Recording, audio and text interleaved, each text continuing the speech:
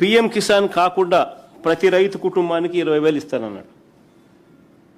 ఇప్పటికి ఎన్నోసార్లు చూపించిన ఇదే నా ప్రెస్ కాన్ఫరెన్స్లో టీవీ ఆన్ చేసి ప్లే చేసి ఆయన చంద్రబాబు నాయుడు అన్న మాటలు.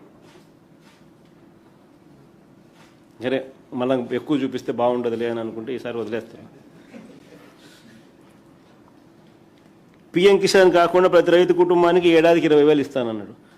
3 ఏళ్ళు 60,000 ఇవ్వాల. పిఎం కిసాన్ కాక ఇచ్చిందెంత? 19,000. ఇంకా రైతు అనేవాడు ఏ రకంగా బాగుపడగలుగుతాడు? చంద్రబాబు నాయుడు హయాంలో 3,500 కోట్ల పంటల బీమా కింద ఇవ్వాల్సిన డబ్బులు ఎగరగొట్టినాడు.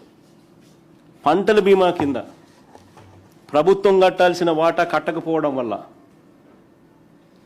3,500 కోట్లు రైతులకు ఇన్సూరెన్స్ కంపెనీలు డబ్బులు ఇవ్వాల.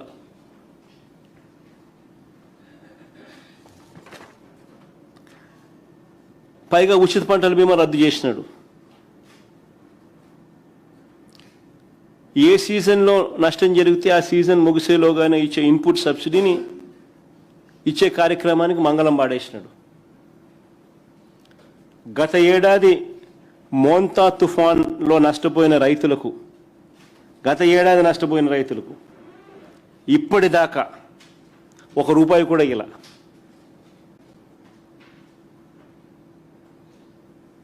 ఏ సీజన్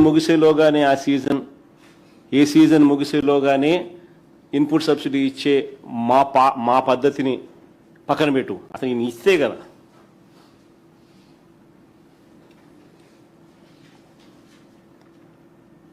ఆర్బీకే వ్యవస్థను సర్వనాశనం చేసినాడు. ఈ క్రాప్ను పూర్తిగా నిర్వీర్యం చేసేసినాడు. 2 ఏళ్లలో 540 మంది రైతులు ఆత్మహత్యలు చేసుకున్నారు. ఒక్కరికి ₹1 ఇలా. 540 మంది రైతులు ఈ 2 ఏళ్లలో ఆత్మహత్యలు చేసుకుంటే ఒకరికి ₹1 ఇలా ఇవ్వకపోగా నిన్న కాడెద్దులు 2 నదిలో ఫోన్ చేసినాడంట. అది ఈనాడులో రాయడం, ఇలా పేపర్లలో రాయించుకోవడం. చెలించిపోయిన చంద్రబాబు కలెక్టర్కు ఫోన్ చేసి వెంటనే ఆ కాడెద్దులకు కాంపన్సేషన్ ఏంటి అని చెప్పి కలెక్టర్ చెప్పాడంట. 540 మంది రైతులు 2 ఏళ్లలో ఈయన పుణ్యాన ఈయన చేసిన మోసానికి చనిపోతే ఒక్కరికి ఇంతవరకు ₹1 ఇలా.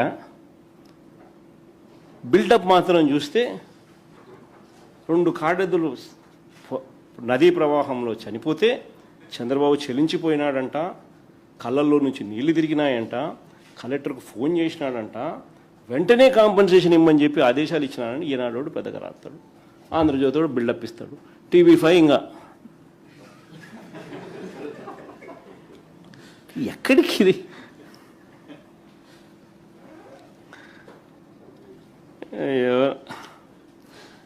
చంద్రబాబు నాయుడు గారి పాలనలో నిజంగా రాష్ట్రంలో ఇవాళ ఉన్నదేమిటి అని అంటే ఇసుక మాఫియా, మట్టి mafia, silica quads mafia, laterite mafia,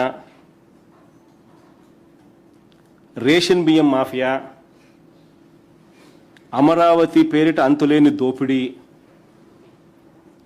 రూపాయికి చెనిక్కాయలకు అప్పనంగా ఖరీదైన భూములు తమ వారికి ఇచ్చుకోవడము, అధిక రేట్లకు PPL చేయడము, ఎంఆర్పి కన్నా అధిక రేట్లకు తన వారి చేత బెల్ట్ షాపులు పెట్టించి సిండికేట్గా దాన్ని మార్చి లిక్కర్ మాఫియా. ఇది చాలన్నట్టుగా ఇవన్నీ చాలవన్నట్టుగా ఇప్పుడు కొత్తగా ఏమంటున్నాడు? బీచ్లను కూడా వదలడంలా. బీచ్ షాక్స్ అంట. ఇంతకుముందన్న కనీసము కుటుంబ సభ్యులతో పిల్లలతో కలిసి ఎవరైనా బీచ్ కన్నా పోయేవాళ్ళు. ఇప్పుడు ఆ కుటుంబ సభ్యులతో భార్య పిల్లలతో బీచ్కు పోవాలనంటే అక్కడ కనిపించేది ఏంది? Beach shacks. ఆ బీచ్ షాక్స్లో మందు బాబులు మందు కొడతా ఉన్నారు.